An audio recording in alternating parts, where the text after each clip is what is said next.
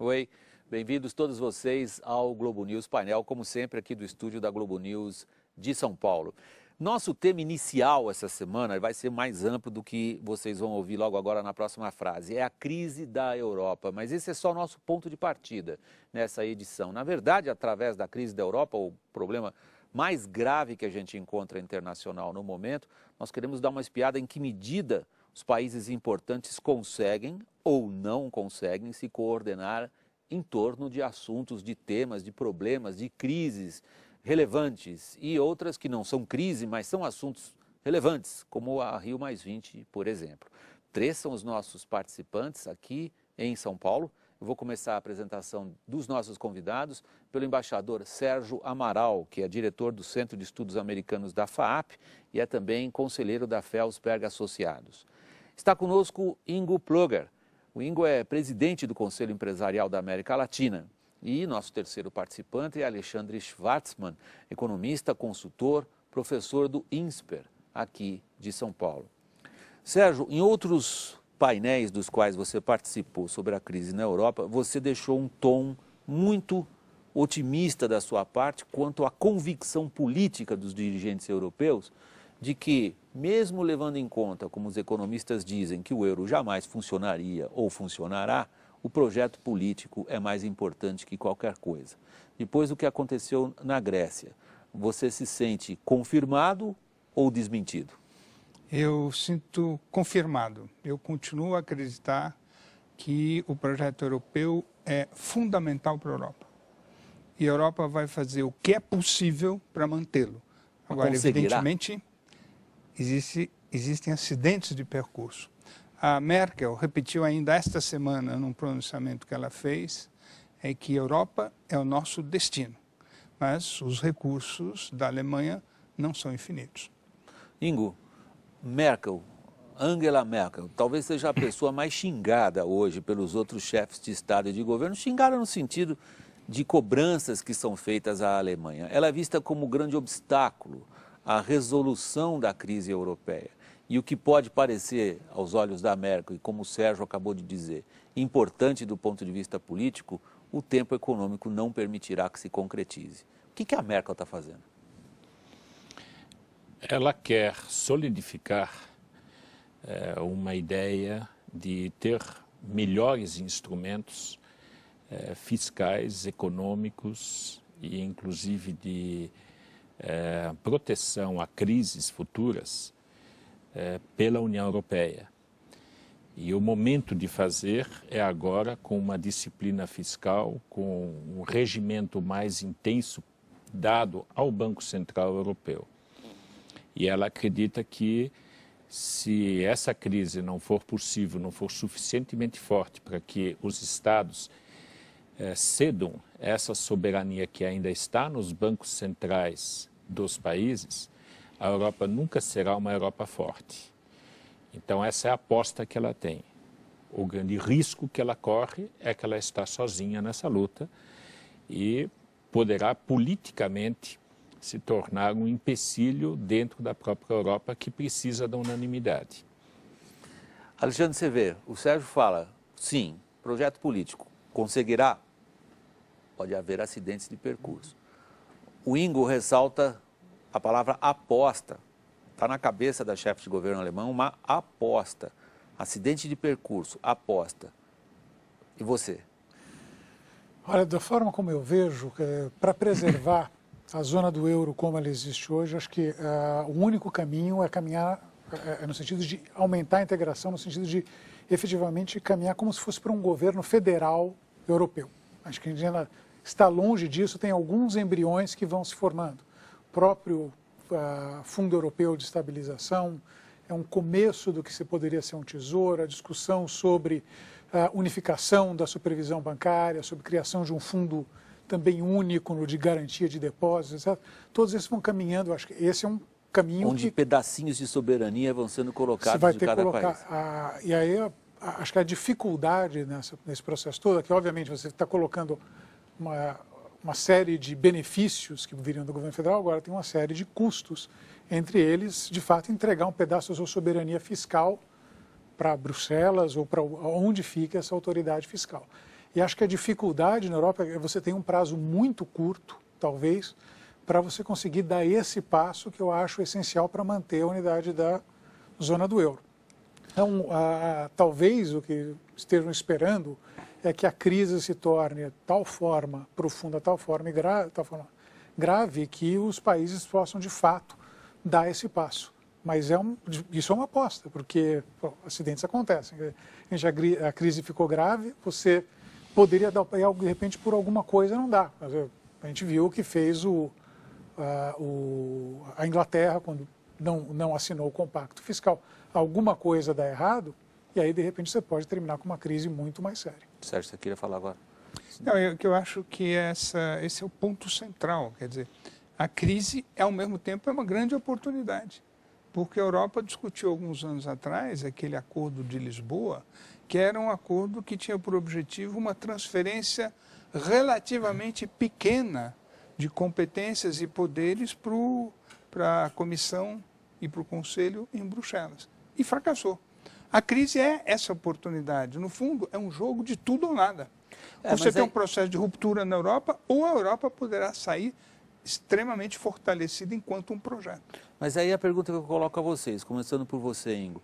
Muitos dizem que o problema central na Europa hoje é de legitimidade.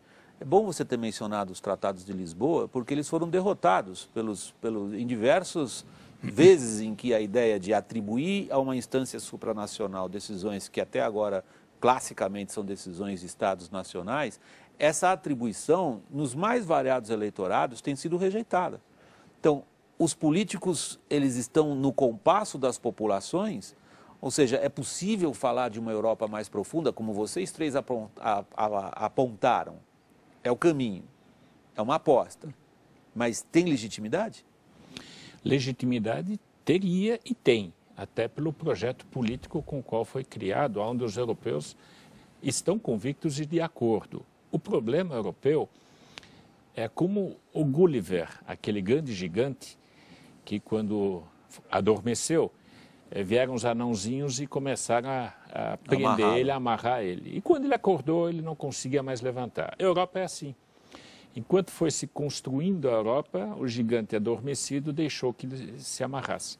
Então, eu acredito que essa crise vai dar a possibilidade de, novamente, o Gulliver conseguir se desamarrar dessas circunstâncias. Porque, se você vê hoje a tomada de decisões dentro da União Europeia para as questões mais críticas, tem que ser por unanimidade.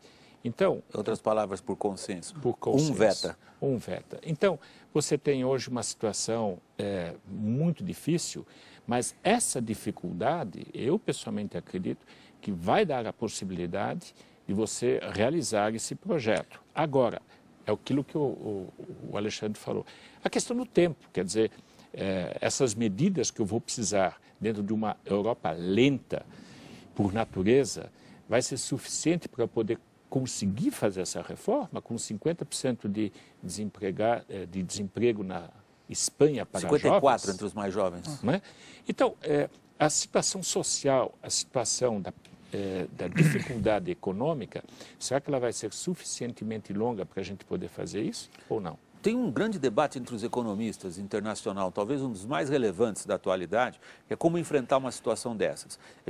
É claro, a gente acaba sendo meio maniqueísta, divide uma turma de um lado, uma turma do outro, mas parece que há um embate, um choque muito forte, Alexandre, hoje, que se reflete também nas posições de governos, que é austeridade de um lado, corte, pacote fiscal, disciplina, e do outro, incentivo, crescimento, aumento da oferta, seja como for. Alguns dos grandes nomes se dividiram e se digladiam nisso.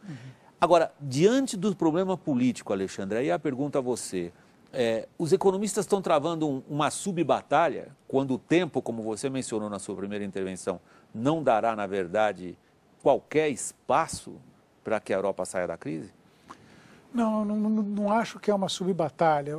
Mas assim, a questão da austeridade, eu acho que eu já falei aqui em algum programa, você fazer um incentivo fiscal, o estímulo fiscal, não é para quem quer, é para quem pode. Né? Então, for olhar aqui concretamente, os países que estão na periferia hoje, vocês têm condição de fazer um programa de estímulo fiscal, que implicaria aumentar a dívida. A Espanha tem dificuldade de colocar dívida hoje. Colocar mais dívida vai ficar mais fácil? Não vai. A dívida da Espanha não é mais financiável, ponto. Exatamente. Quer dizer, então, a Espanha pode fazer um estímulo fiscal? Não, ela não pode fazer um estímulo fiscal. Então, aí nem entra a discussão austeridade ou não. A questão é como é que eu faço dentro da Europa um rebalanceamento disso de tal forma que eu permita que um pouco desse estresse que existe hoje na periferia seja aliviado. Então, você vê isso acontecendo? Não vejo, mas assim, em alguma medida sim. Quer dizer, por exemplo, há um tempo atrás, até sei que o ministro das Finanças alemão, o Wolfgang Schäuble, falou que aceitava aumento de salário. O Bundesbank até admitiu que a inflação alemã durante algum período ficasse acima da média da Europa. Não muito acima, mas um pouco acima. Então, estão caminhando nessa direção, mas não vai fazer o rebalanceamento. Quer dizer, se criou um desequilíbrio enorme em 10 anos de Europa e você tem, de novo, um tempo muito curto para corrigir com medidas graduais. Então, vai ter que, em algum momento, ser tomado um passo grande. E, nesse aspecto, assim, a grande verdade, eu não acredito que teve tanta legitimidade assim. Não. Se teve várias vezes, foram colocados tratados, foram rejeitados, aí volta, rejeitado. Todo mundo gosta da ideia de União Europeia, todo mundo gosta menos o eleitorado. Mas não tem uma percepção, acho que, de paternidade daquilo na população como um todo.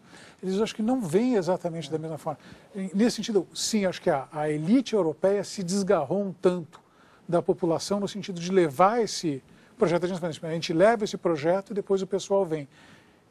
O euro era essa ideia, né? Era um pouco isso. Certo. Eu tenho um pouco de dúvida, porque, veja bem, na Grécia, ao início da crise, foi feita uma pesquisa. Você é a favor da austeridade? Não. 50 e pouco por cento não. Você é a favor da Europa, da Grécia continuar a Europa? 70% sim. Para um francês, pensar na França sem Europa, eu diria que é impensável. É simplesmente impensável. E para o alemão, de certa forma, porque a Europa, a integração europeia viabilizou para a Alemanha um projeto de hegemonia política enorme. E não é à toa que o Kohl apostou todas as fichas nisso, com um custo econômico, inclusive, alto na época. Você se refere a Helmut Kohl, que foi o primeiro-ministro alemão nos anos 90. E que foi quem promoveu, presidiu, entre aspas, a unificação. A unificação. Agora, tem outro ponto também que eu tenho um pouco de dúvida. Evidentemente que a crise, para ser debelada, não tem muito tempo. Mas a crise, para ser empurrada com a barriga, que é um termo que não seria muito compatível com um debate erudito, mas é o que está acontecendo. Eu me lembro, eu tive muito envolvido, fui negociador da dívida externa brasileira. O que houve nos primeiros anos foi simplesmente um muddling through, ganhar tempo. E é o que a Alemanha está fazendo agora. Quer dizer, se ela diz... Muddling through é a tradução elegante de empurrar com a barriga. Exatamente. Eu deveria ter dito um muddling through, que é muito mais bonito do que empurrar com a barriga. Mas quando a Frau Merkel diz o nosso destino é a Europa, mas eu tenho limites, a minha impressão que ela está dizendo, eu vou liberar aos pouquinhos. E liberarei na medida em que haja um risco de ruptura. E eu tenho a impressão que é isso que vai acontecer. Ingo.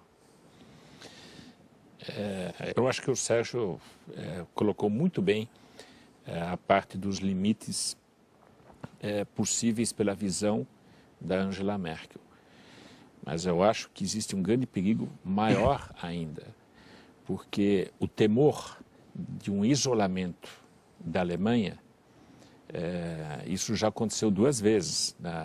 E está ocorrendo agora. E ela não tem um aliado dentro da Europa, que se possa dizer a França está com ela, ou a Espanha está com ela. A Holanda um pouco, mas não tem o mesmo peso. Você percebe que é um passo muito isolado. Esse é um primeiro tema. O segundo tema é que existe... Mas aí ela está na tradição do padrinho político dela, que era o Kohl. Eu me lembro, na época da unificação alemã, que o Mitterrand, então o presidente da França, disse que gostava tanto da Alemanha que preferia 2. É verdade, porém... E o Kohl, cabeça dura, como todo mundo dizia, ele tinha a fama de ser um político até primitivo. Camponês, perante os outros políticos alemães, que eram grandes oradores, cultos. Willy Brandt, por exemplo, um homem de expressão internacional. O Kohl, perto dele, era considerado um sujeito assim, limitado. E ele teve essa, digamos, essa perseverança. A Merkel está com um bom exemplo ou não, Ingo? É só para a gente comparar. Eu acho que é uma comparação, talvez, que eu faria diferente. O Kohl foi buscar suas alianças na Rússia e nos Estados Unidos, contra o interesse da Inglaterra e da França. A Inglaterra teve muito mais resistência a uma reunificação. Era completamente contra. A França depois se aliou, inclusive na mudança da capital de Bonn para Berlim, a resistência foi maior ainda. Mas eu acho que ele conseguiu fazer essa virada.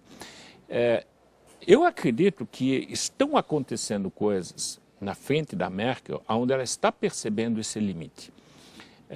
Essa reunião em Los Cabos, se você vê... Você se refere ao encontro do G20 na semana que passou. Exatamente. Se você vê... México, Los Cabos. No México, em Los Cabos. Se você vê a terceira afirmação desse documento, pelo crescimento e pelo aumento do trabalho. Emprego. E o documento, nas primeiras 3 páginas, é crescimento e emprego. Então, ela deve ter ouvido de 19 líderes lá que, por favor, você deixa de ser tão insistente nessa questão fiscal, etc., porque o outro lado é importante, é necessário e é relevante.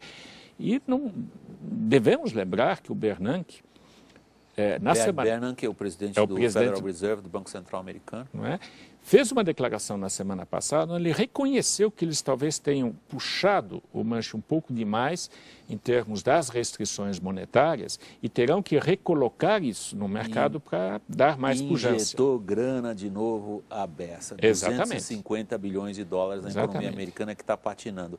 Eu não sei, Alexandre, se você ainda quer se referir apenas especificamente à Europa, porque eu ia ampliar um pouquinho a nossa conversa e começar a colocar o G20 e essa coordenação em primeiro lugar diante da crise financeira e econômica internacional. O G20 foi essencial, pelo menos já conta até um pouco na história assim, não sei se a história está sendo escrita errado, se você achar que sim, corrige imediatamente. 2008, o G20 parece ter sido um grêmio importante para evitar que o pior acontecesse. Sim. Está conseguindo ser dessa vez? Não.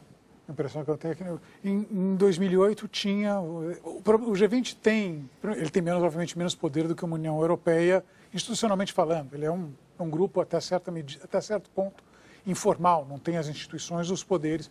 Mas da mesma forma que na União Europeia, as coisas são decididas por consenso. Falo do documento, eu já participei, tive assim, a oportunidade de participar da redação de um documento. É literalmente como a história do que o camelo é um cavalo construído por uma comissão. Esses documentos são todos camelos. Não, precisa colocar isso. Coloca. Enfim, então, em geral, os documentos não querem dizer muita coisa. No caso, em particular, como a coisa é por consenso, né, o que se observa é que, exceto momentos em que todos os interesses convirjam para um determinado aspecto, então, que foi lá em 2008, todo mundo viu qual era o tamanho do problema, viu qual era a resposta, bom, então é por aqui. A gente vai soltar os bancos centrais, vamos soltar os tesouros, vamos segurar e impedir que isso aqui virasse uma segunda grande depressão. Funcionou. Mas os problemas hoje são distintos, né? O problema que existe na Europa não é o problema que está nos Estados Unidos. Não é o problema que a Inglaterra está vivendo, não é o problema que o Brasil está vivendo. Os interesses são outros. Por exemplo, o Brasil reclama da política monetária dos países europeus. Começou a ficar um pouco mais quieta essa reclamação, né? Depois que o dólar passou de 2. Não, pois é um negócio curioso. Não, a gente entra nisso à vontade também. Não, mas enfim, o fato é, não tem mais aquela convergência de interesses que existiu naquele momento em que o problema era muito claro e era um problema que era percebido como comum. Agora cada um tem o seu. Então fica difícil que o G20 seja, do ponto de vista de governança, o fórum para resolver esse problema. Você vai falar, olha, nós queremos isso, isso e isso. Aí a Angela Merkel vai falar, mas esse não é o meu interesse, é o interesse da Alemanha. E a partir do momento que acontece isso, não vai se tomar decisão nenhuma. Então, como a natureza dos problemas é diferente, acho que é difícil que nesse fórum a coisa se resolva. Eu sou muito cético a movimentos de cooperação internacional, exceto em momentos muito particulares, em que, por acaso, o alinhamento, a conjunção de estrelas seja tal que todo mundo esteja no mesmo diapasão. Não é o caso hoje.